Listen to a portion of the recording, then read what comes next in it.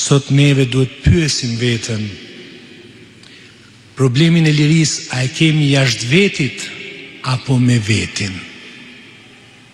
A jemi të lirë me të vërtet, me dëshmu fen tonë, me shërby Krishtin dhe kishën e tij, apo ndoshta liria jonë është e mytur nga situata që fatkeqësisht për mungesë të dashurisë së Zotit, raportit me të, mungon atëherë dhe në familjet e në jetën tonë të përditshme. Kjo është pra liria që martirët tanë na lanë trashëgimi, liria e shpirtit, liria e dashurisë që fal dhe ringjall.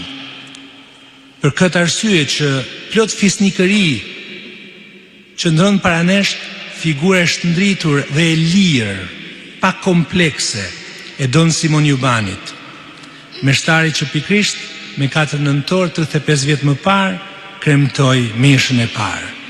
Ai që u ndjej lirë ndonë se kishte qenë 26 vjet i burgosur, u bë zëri i lirisë. Nuk kishte në atë vend as lter, as qiri, as pet katarta, por ishte Krishti i gjallë që kremtonte me popullin e vet. E kështu ajo meshë u bë shpërthimi një drite, shenjë një feje që nuk vdes kurrë, por pret çastin e volitshëm për të ringjallur. I 35 vitesh kisha ajo në Shqipëri, është e thirrur atëherë ta ruaj zjarrin e kësaj lirie, ta ushqeje me zjarrin e dashurisë, të misionit dhe vëllazërisë.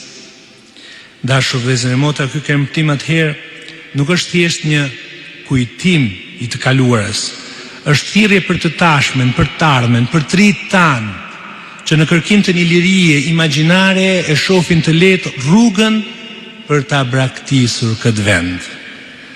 Martirët tanë nuk na kërkojnë vetëm të nderohen, por të imitohen, e kanë dashur vendin tonë, për fe e adhe,